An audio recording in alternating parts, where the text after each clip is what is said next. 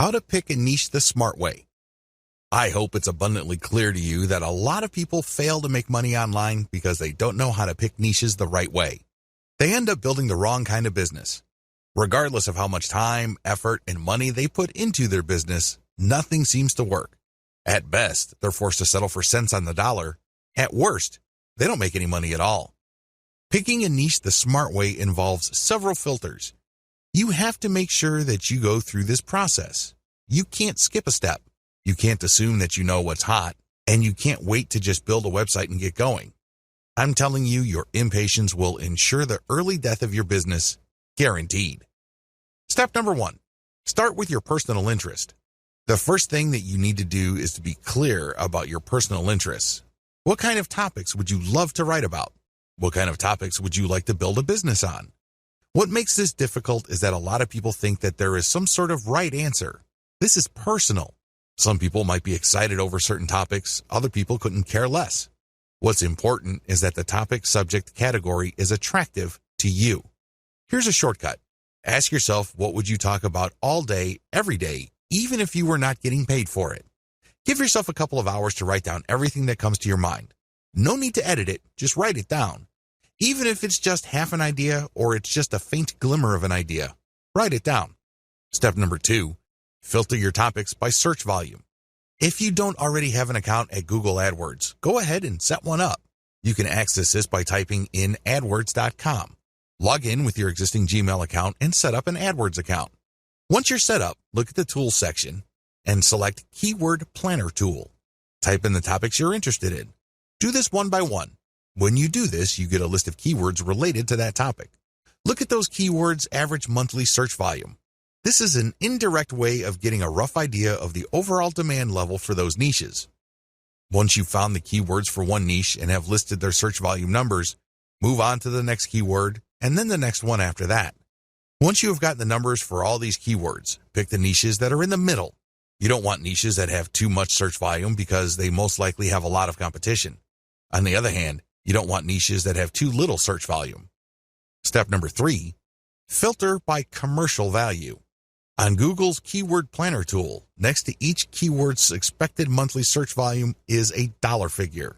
This is the estimate AdWords gives you regarding how much advertisers will pay per click on ads that show that keyword. This gives you a rough idea of the commercial value of each niche. Again, line up the CPC value of the keywords, come up with an average, and then compare all the niches' average values. You should focus on niches that have a decent search value. We're talking at least $1 or more per click. Again, this is the average click value. Step number 4, filter by competition level. By this step, you have shortened your list quite a bit. The next step is to enter each of the keywords related to the niches that are still on your list into Google's main search box. When you do a search on Google, it will tell you how many websites ranked for that keyword. Take note of this. You will then see how many competitors you have on average per niche. With this information, eliminate niches on your list that have too much competition. Step number 5, filter your list by search trends. Finally, go to Google Trends and enter the keywords related to the remaining niches on your list. Look for a trend line that is going up or at least is flat with a slight tilt up. This trend line tells you that your niche is not dying over time. This is very important because you don't want to build your business on a niche that's actually on its way out. Optional filters. While the 5 filters above should be enough for you to develop a viable online business, if you want to turbocharge your results and increase your likelihood of success, apply the following additional filters. Optional filter number 1, filter by social visibility. Enter your keywords on major social media platforms like Facebook, Twitter, YouTube, Pinterest, and Instagram. Can you tell if there are a lot of existing accounts on those places that talk about your niche? If there isn't, delete the niche from your list. Optional filter number 2, filter by content virality. For this filter, look at the groups pages and accounts that target the niches that you have left on your list. Look at the engagement levels of the content in those accounts. Does it seem like there's an organic, active community built around these niches? If the answer is yes, keep the niche. If the answer is no, you might want to get rid of that niche. Keep all these in mind because if at least the main 5 selection factors are present, there's a strong likelihood your business will be successful.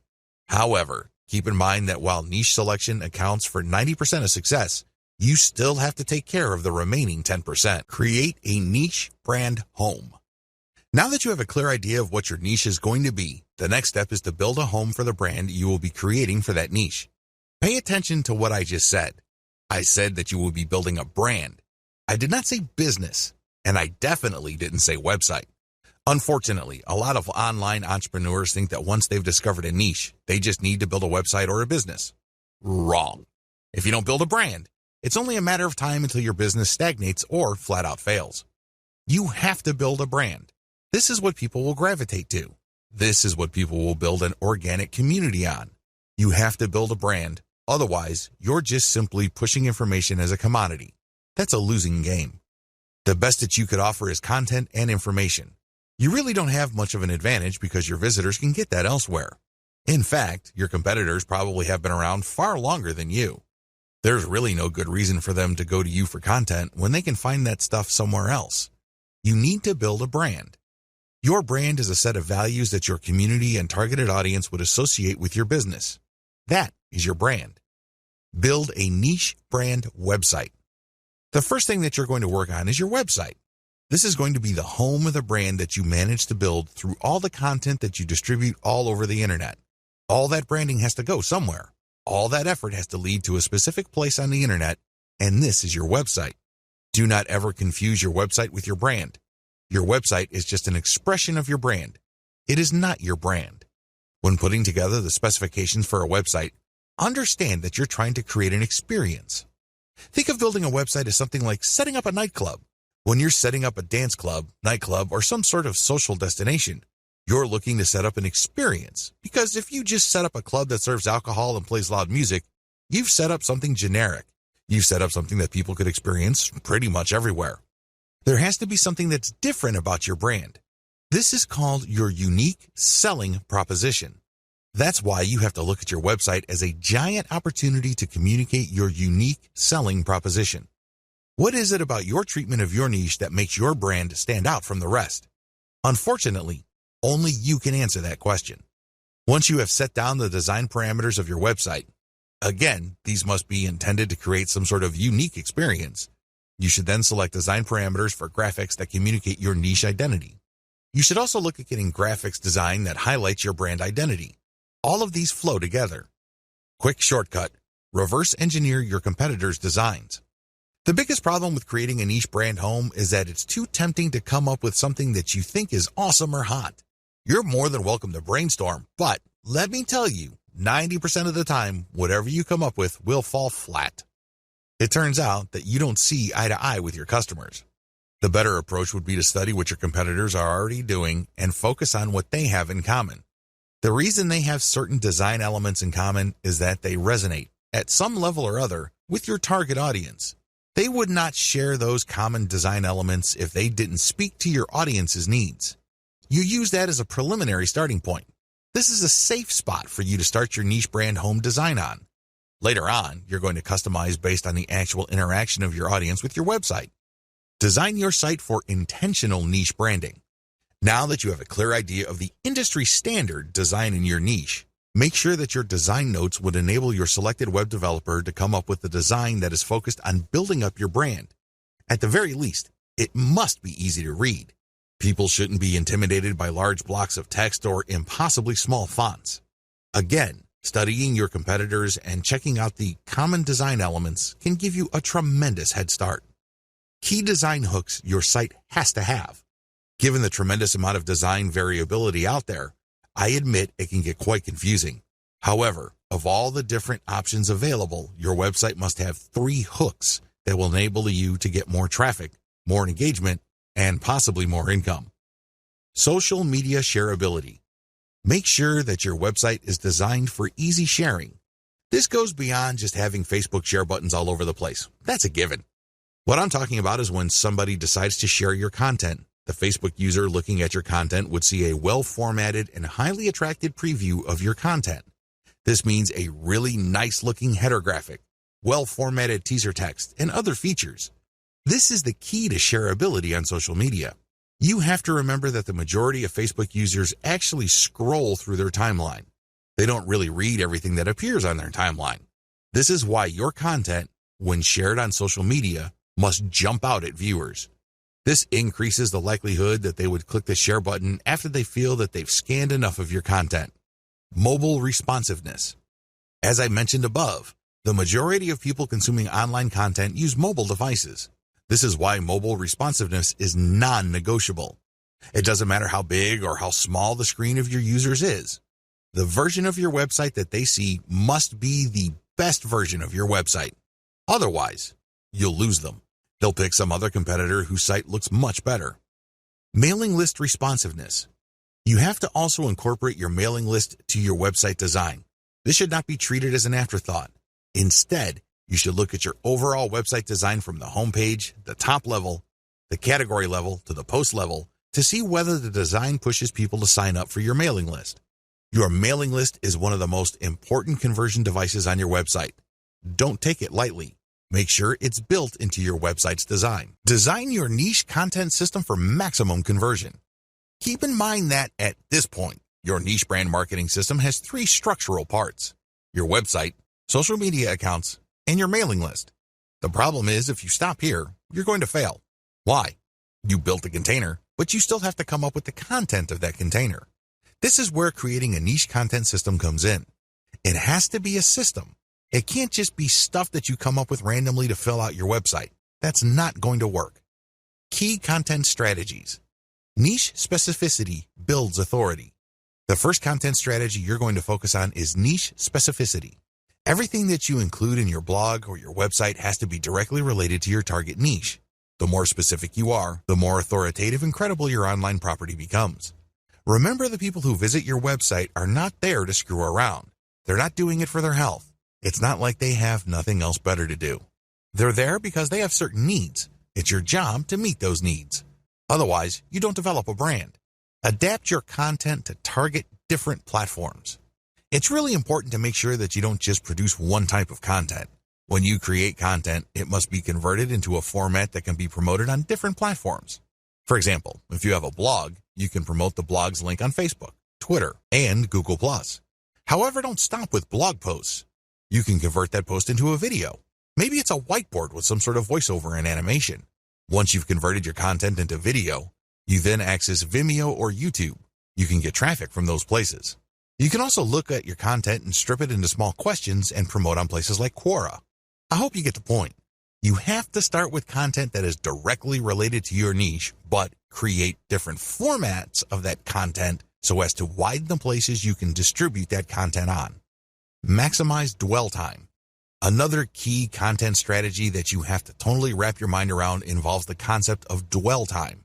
When you get people to visit your website, try to get them to stay for as long as possible. In other words, try to get them to dwell on your content. How come?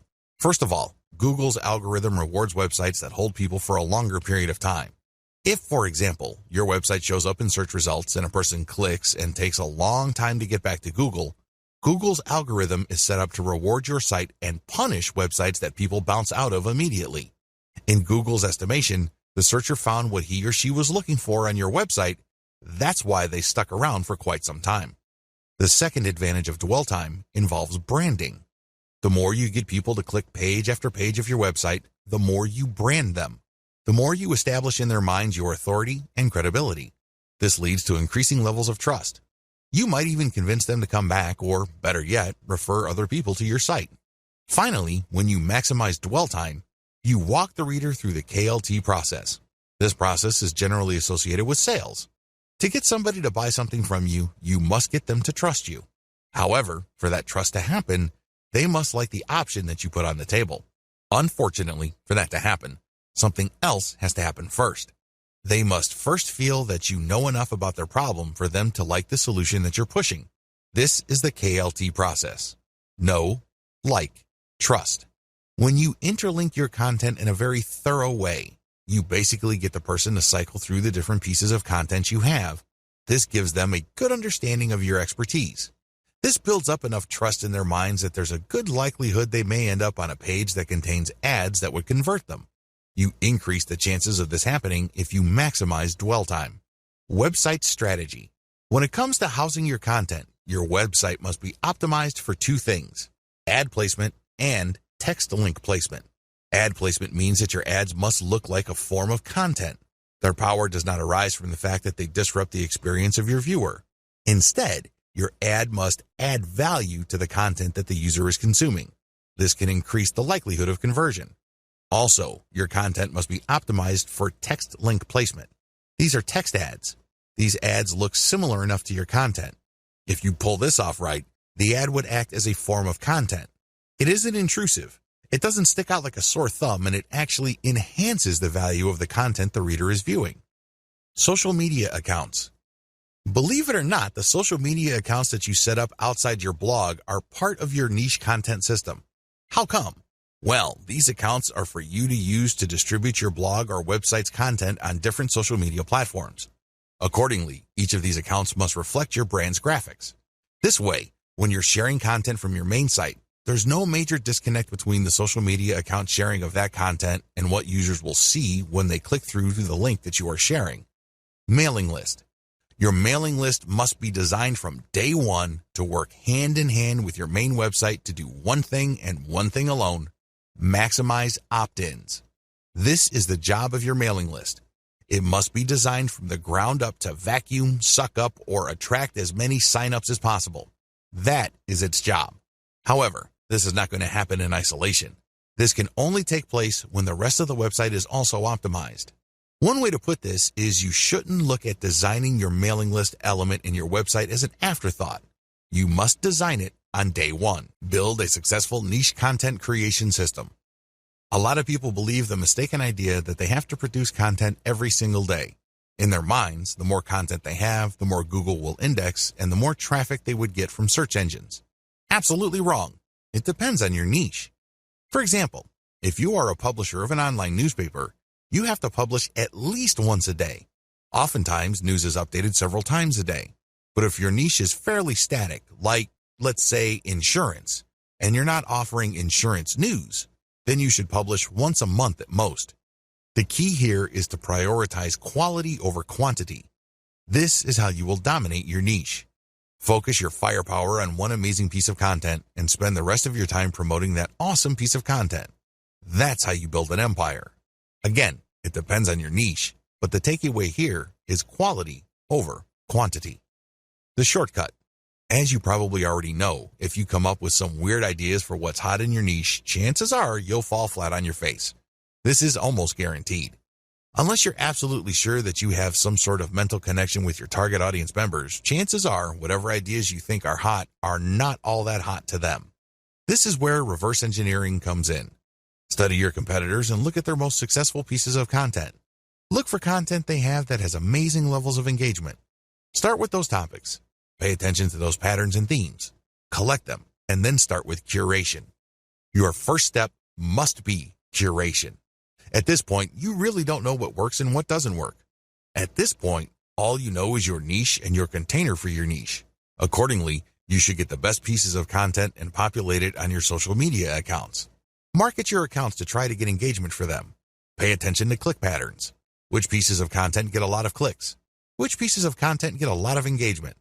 Now, line these up and then see which pieces of content actually gets conversions. I'm talking about sales or mailing list opt-ins here.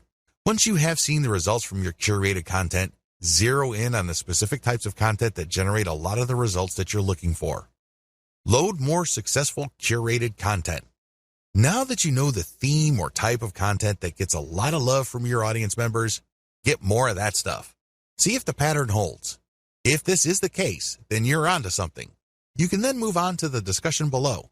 However, if you notice that the new stuff isn't converting as the old stuff, then you need to keep looking for more patterns. It may well turn out that the initial success of certain niche content may be a fluke.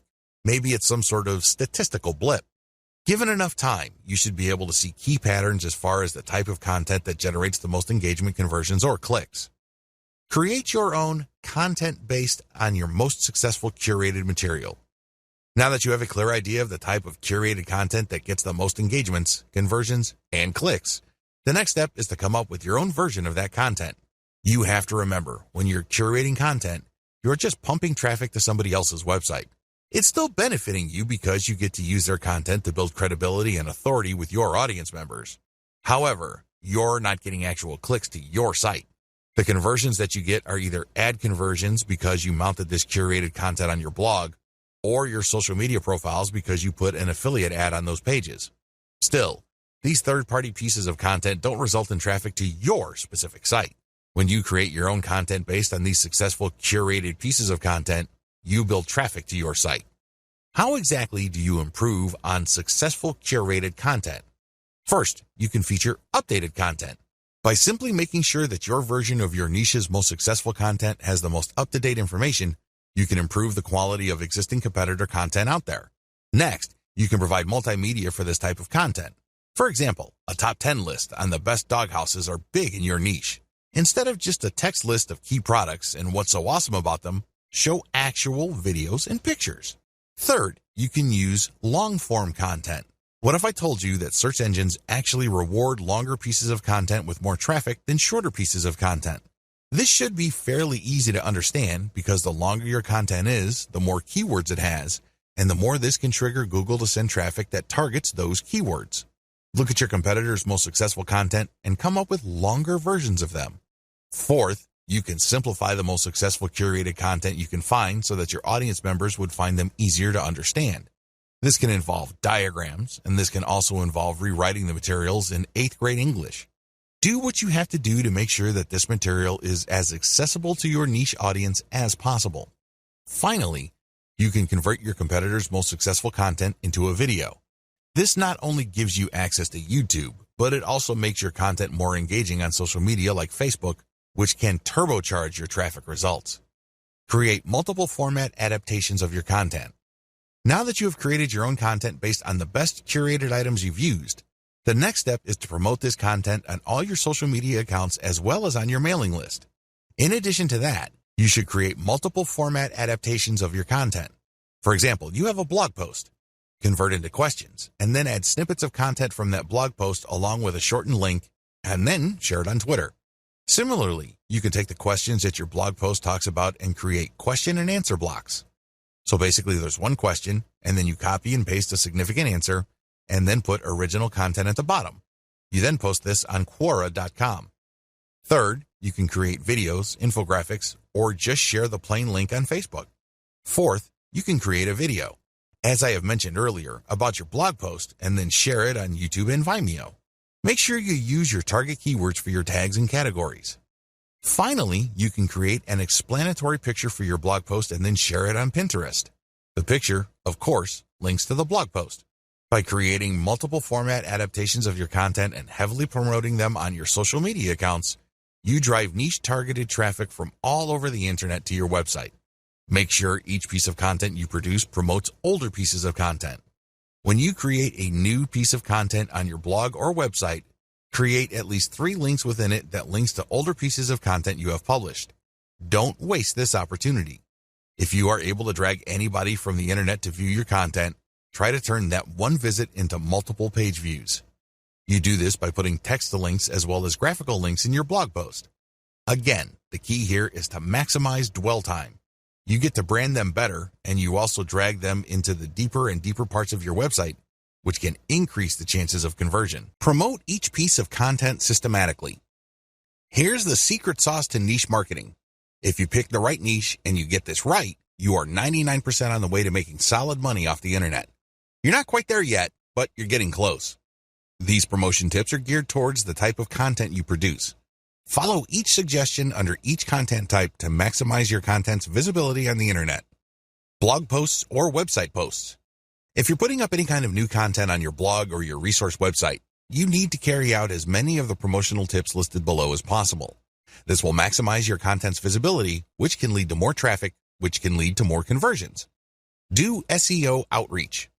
Once you have a new blog post, look for blogs that link to blog posts that rank high for your target keyword. Your blog post has a target keyword. Look up the blog posts that rank high for your target keyword and then load their URLs into backlink checkers like ahrefs.com. This tool will tell you which websites are linking to the websites that already rank for your target keyword. You then reach out to these other sites and ask them to link to you as well. After all, they're already linking to content that is very similar to yours. You just need to persuade them to link to you as well because your content is more superior than your competitors. Share on Facebook pages. Not only should you share your original content on your own Facebook page, but you should also share the link of your content on other Facebook pages. Some Facebook pages will allow you to do this. Others will only allow you to do this in the comments section. Whatever the case may be, share your stuff on niche-related Facebook pages. The key here is that they must be related to your niche. Share your Facebook page post URL on Facebook groups. Once you have shared your original content's link on your official Facebook fan page, your next move should be to take the link to that Facebook page post and share it on niche-related Facebook groups. These are groups of people who are interested in your niche. So go to these groups, engage with people, and then drop your link to your page. Tweet shortened links on Twitter. When you post content on Twitter, there's a preview that shows up. Share your stuff on Twitter, but make sure you always use at least 2 niche-related hashtags. The hashtag is the secret to visibility on Twitter. Also, use target keywords in the description of your posted link on Twitter. Tweet snippets and questions on Twitter. Look through your content and see if you can find certain questions and copy and paste a small block of text that answers the question. Fit all of these into a tweet along with a shortened link to your original post and a hashtag or 2. Rotate among these hashtags. These question tweets can give you a bit of visibility on Twitter. Find related questions on Quora and post answers from your content. Looking through your blog post, see if you can come up with as many different related questions that your blog answers. You then search for these questions on Quora or find related questions. Post your answer and then link to your blog post as a resource. There's a technique to this. You can't just drop your link each and every time. Chances are you will get banned. Instead, you need to mask your link by mixing in other third-party high-quality links. Add in a little bit of Wikipedia or any other authoritative website.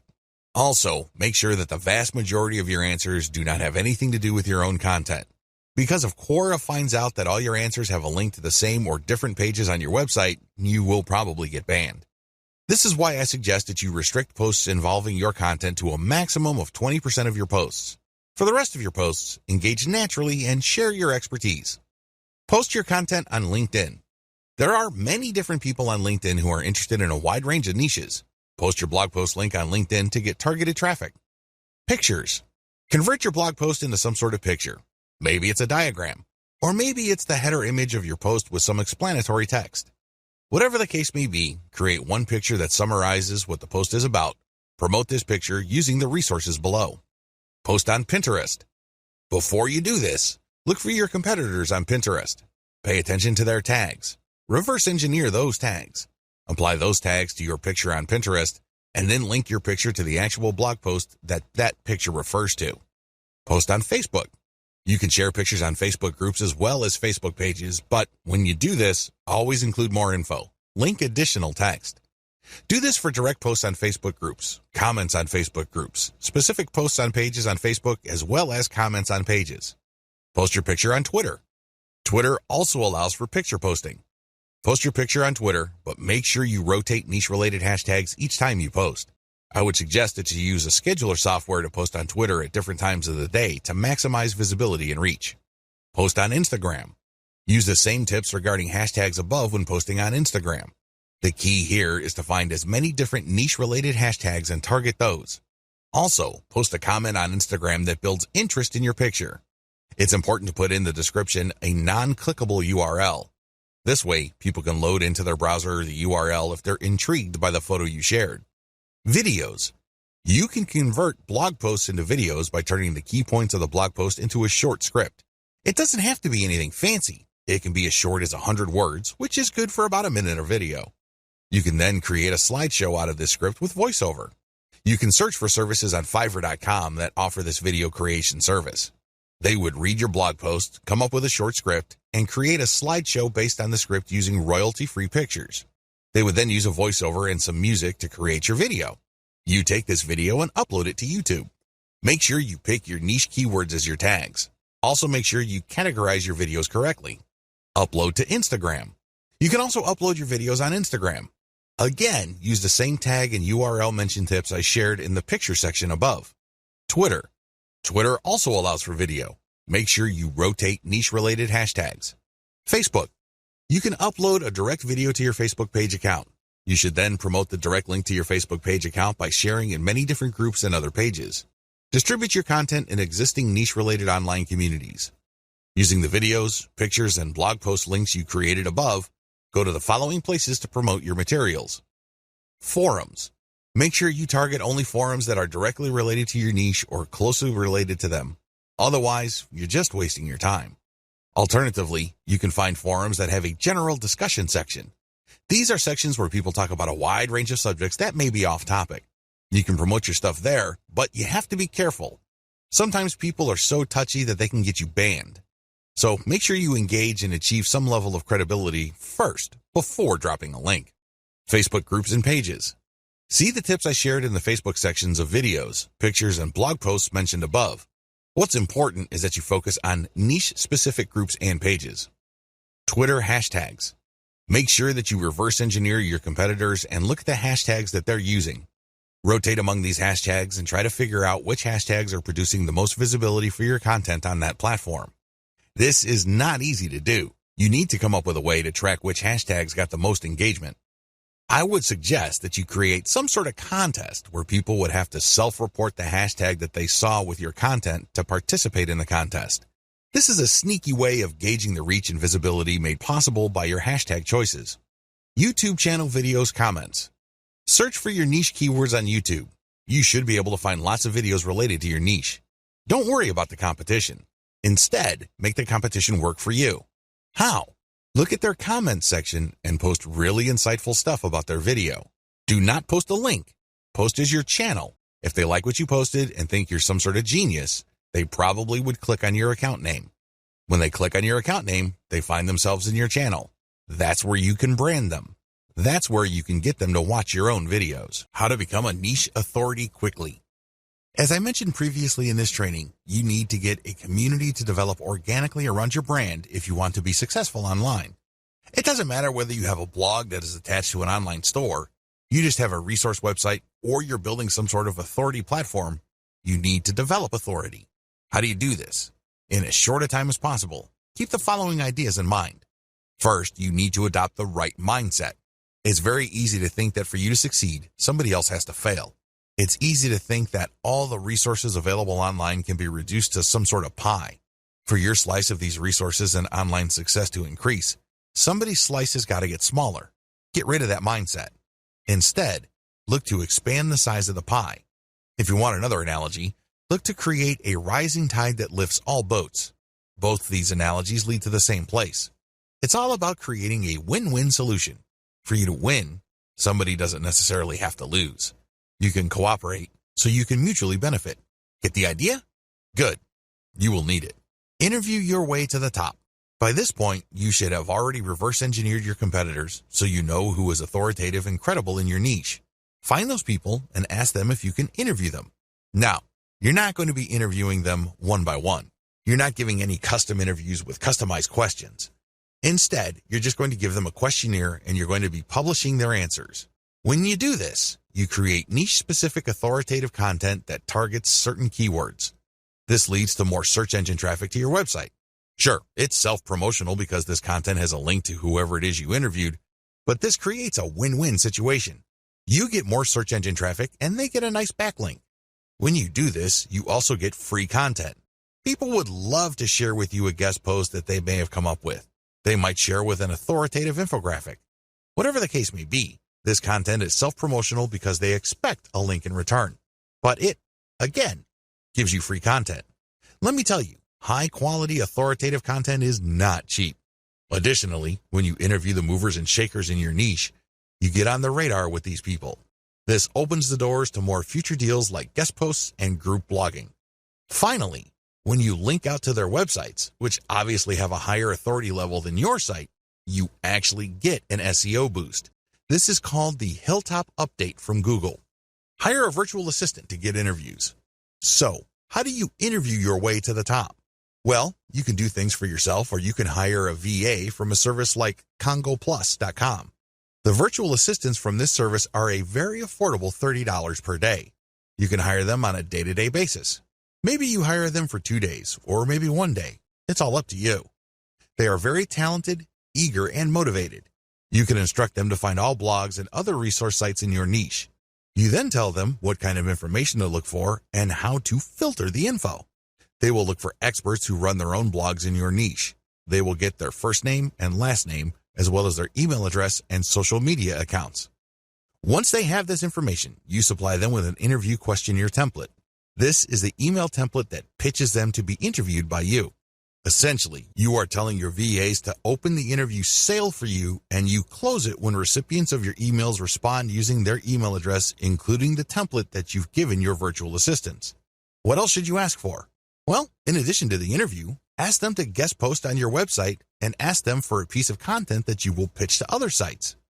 This is crucial because when they give you that piece of content and you get to publish another blog, that content will not only have a link to your interviewee's website, but it will also have a link to your site. Sounds awesome, right? Believe it or not, when you set up interviews in your niche, you kill many birds with one stone. It truly is amazing. You can generate content and also set up traffic later on. For maximum SEO, get .edu links like a champ. Make no mistake, .edu links, with everything else being equal, are some of the most powerful links you can get to your website as far as SEO is concerned. No joke. How come? Well, first of all, they're usually harder to get unless you know what you're doing. This is due to the fact that .edu links have a long association with quality, trustworthy content. After all, only educational organizations can get a .edu domain. Anybody applying for a .edu domain has to jump through many hoops regarding their qualification as a bona fide educational institution. Also, .edu sites tend to be older. They tend to be around longer, so their content has had more of a chance to build authority over the years. It's a great idea to get as many .edu links to your website as possible. Follow the steps below. Step number 1, create resource-worthy articles in your niche. The first step is to create high-quality content in your niche. This content basically must blow away 99% of your competitors. The good news is, you only need to create a handful of these. Step number 2, find .edu resource links that link to resources like yours. Look for college, university, or other educational instituted-related websites that already link to resources that you have put up on your site. You can use this strength search site, .edu plus your keyword in URL, resources. Enter the search phrase into Google, look for the contact information of the resulting resource pages, and pitch them to link to your resource pages. Step number 3, find professors who have written about the topics you talk about in your resource and interview them. Reach out to professors and get them to link to you by interviewing them for your resource page. You don't need to tell them that you're not going to link out to them. They don't need to know that. Just tell them that you are basically going to mention them because you are going to be featuring their interview in your resource page. Once you have gotten the interview, paste it into your existing resource and then notify them via email that you've mentioned them on your website. Usually, professors love seeing their names mentioned in authoritative sites. In fact, they like this so much that they would link to you from their .edu blogs. Go to Google, search for yourkeywords.edu. This should show quite a number of academic papers, as well as researchers who have a profile page with certain resources that cite their work. Don't bother targeting professors that don't have these profile pages posted on .edu domains. Step number 4, create a scholarship page with a working form and a deadline. Step number 5, look for scholarship sites listing schools' scholarship resource pages. Find these resource pages and make sure your scholarship conforms to the format and award amounts of these schools' scholarship listing. Contact the schools to get your scholarship listed. It's very important to make sure that your scholarship is not some sort of scam. It has to be a real scholarship. You also have to be clear about your awards criteria, how exactly you're going to pick the winner of the scholarship. Step number 6, reach out to students who have .edu blogs and ask them to write about your resource. You can pay them, or you can basically appeal to their willingness to support your resource website. Step number 7, offer schools specific discounts on your merchandise. Use this only if you have a niche brand monetized with a dropshipping website. You need to find colleges that offer student discounts. Reach out to these colleges and ask them to list your discount page on their resource pages. It's important that you honor the discounts that you're giving to students from that school. Monetize your brand systematically. Start with reverse engineering your competitors. The first thing that you do is look at what everybody else is doing. Look at your competitors. How do you think they make money from their websites? You already have your list of competitors. Visit each and every one of them and look at their ads. Write down your notes and collate them for all your competitors. What do they all have in common? Look up your competition's industry standard monetization model on the list below. AdSense. AdSense is an advertising platform owned and run by Google that pays per click. When AdSense detects text on a page, it will then try to show ads targeting that text. This is called contextual advertising. Advantages. It's fairly easy to get an AdSense account, especially if you live in the United States. Another awesome advantage of AdSense is that they have such a massive network of advertisers that you don't have to worry about finding advertising for whatever content you have. Chances are, there's already an advertiser looking to show their ads on pages that contain your type of content. Disadvantages. While AdSense does pay you per click, depending on the content you have on your pages, you might not get that much money per click. It's not unusual to get a few pennies per click. The rate really depends on where your traffic is coming from and the keywords you are targeting. Another big disadvantage to AdSense is that it is very traffic dependent. If you're just starting out and you don't have much traffic volume, AdSense is probably going to pay you very little money. There are ways around this. You can strategically place your ads. You can also make sure that you're targeting only high-value keywords and try really hard to get mostly American or British traffic. But given all the variability and randomness of AdSense ads, you really are at the mercy of its algorithm. Amazon Affiliate Program. You can place Amazon affiliate product ads all over your web pages. These would show different products. When people click and they buy something from Amazon, you earn a commission that can vary quite a bit. Advantages. Amazon covers a huge number of product categories. It's almost unimaginable that your niche is not going to fit under one of these categories. Accordingly, you can sell physical products related to your niche. This goes a long way in somehow supplementing the content of your niche because not only would people learn how to do certain things or solve problems, but they could actually click on an ad that physically solves their problem. Another key advantage to this program is that usually people do not just buy one product. They often look at other related products to supplement the product that they are buying. If they buy any other type of product, you get a commission on that as well. It's not unusual for website owners to earn hundreds of dollars every month on a very passive basis because the people that they attract to their website end up buying a wide range of products on Amazon. Disadvantages. The big disadvantage to the Amazon affiliate program is that people actually have to buy something for you to make money. Also, sometimes, there is not really a tight fit between your content and products your visitors might be interested in. In that situation, they are less likely to click on Amazon ads. Finally, Amazon is quite stingy on certain types of products. If your niche fits into these low-commission products, you're not going to make as much money from Amazon as you would using other monetization models. CPA program. CPA stands for Cost Per Acquisition. You join an affiliate program and you get a link to products or services offered by businesses who have enrolled in that affiliate program. If you show these ads on your website and when people click on them and buy something, you earn a commission. Advantages. The big advantage to this type of monetization method is the fact that you can select affiliate sponsors based on how much they pay. It can get quite lucrative. For example, there are gold IRA affiliate programs out there that pay thousands of dollars per sale. You can earn a lot of money pushing those programs. Disadvantages. The big disadvantage to these types of programs is that you pretty much take all the risk. You generate traffic, you show the ads. If someone buys, great, you make money. The problem is, prior to that point, you're taking all the risk. Usually, the more expensive the product, the higher the commission, but also the less likely people would buy stuff. Another disadvantage of this type of model is the fact that you are at the mercy of the conversion page of your sponsor. What if they don't know what they're doing? What if they are lazy and just put up a sales page that converts way below its fullest potential? You end up taking the hit, not them. Email of zip code CPA programs. This monetization model pays you money every time people you send from your website to fill out an email form or enter their zip code. These forms can get quite complicated. Some forms ask for a lot of information. Other forms have 2 pages. Generally speaking, the less information the CPA, email, or zip code form requires, the less money you make. The more information it asks for, the more money you make. Advantages. The big advantage of form-based CPA is that people don't have to buy anything. They just have to enter their email address or zip code or fill out a form, and you get paid. Of course, this assumes that these entries are real and not fraudulent. Also, there's a lot of testing going on to make sure that you are not just defrauding the program. Another big advantage to this type of monetization model is the fact that it's very flexible. You can drive traffic from your properties to these forms in a variety of ways as long as it's approved by the program. Disadvantages. The simpler the form and the less fields it has, the less money you make. But thankfully, this is more than offset by the fact that this is a fairly easy way to make 25 cents per email collected or 50 cents per zip code collected.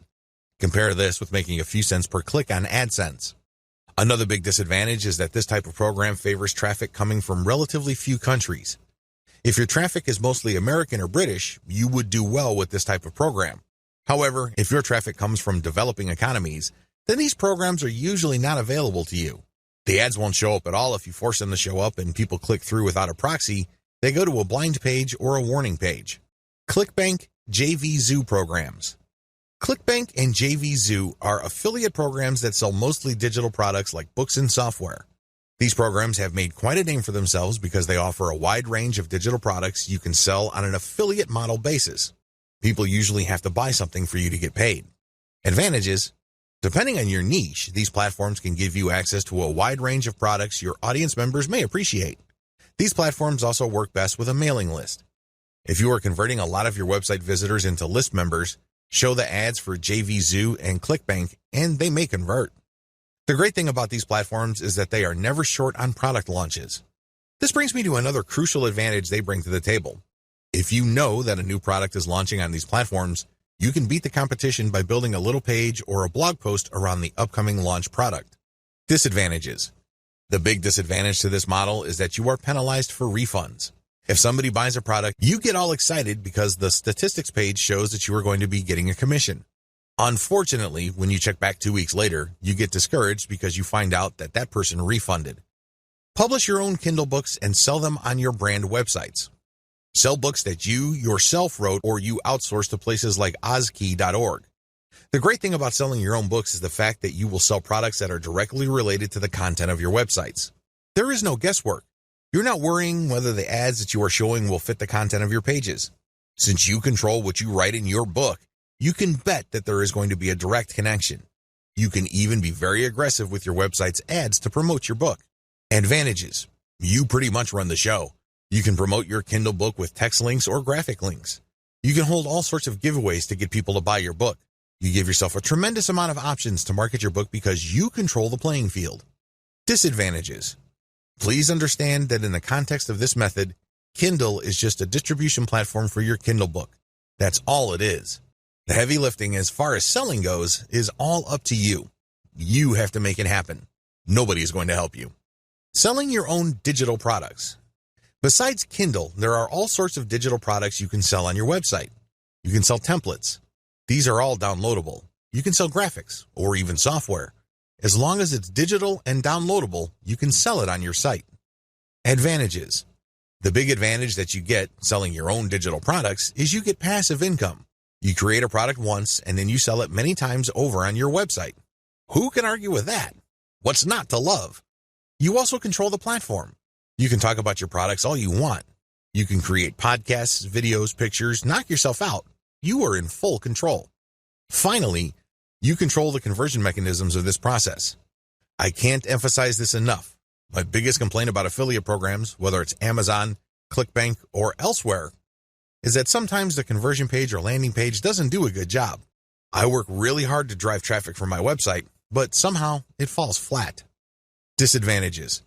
The key disadvantage with this monetization method is the same as selling your own Kindle books. You must have set up a high-converting platform first. If you don't bother to do that first, then chances are your products are not going to sell.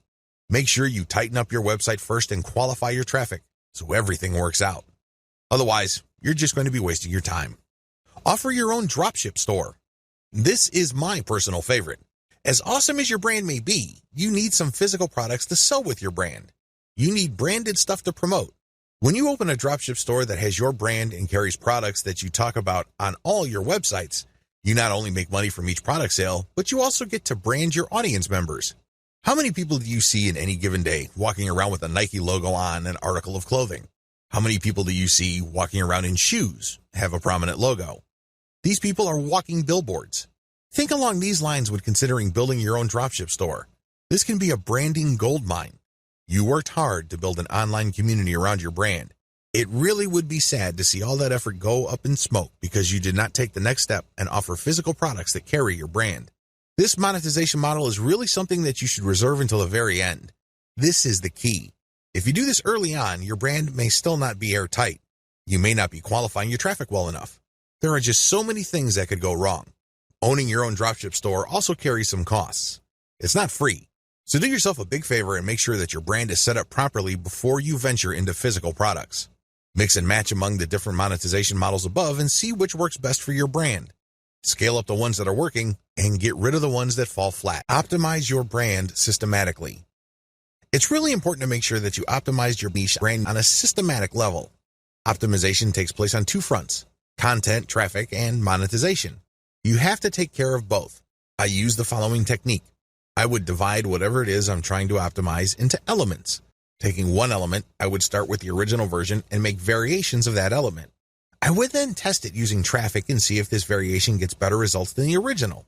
I would take the winner and then make variations of that. I will keep picking variations that get better results than the preceding version until I find a variation that doesn't give me any further improvements. Then I switch over to the next element and repeat the process. Optimizing ads. The technique that I mentioned above works best with ads. It doesn't matter whether you're dealing with text ads or graphical ads, you can still use an elemental approach. With graphical ads, the elements are the pictures that you use, the colors, the text, and the layout. Experiment with these. Change them up. Test them and pick the best combination in terms of conversions. With text ads, you have fewer things to work with. You have the title, and then the description, and maybe a small graphic. Use the systematic elemental optimization approach that I mentioned above so you can identify the winner. Optimizing your traffic based on source. Track where your traffic is coming from and how it flows through your website. Generally, Google Analytics does a good job of this. There are also other products out on the market that you can use, like Stat Counter, which is free.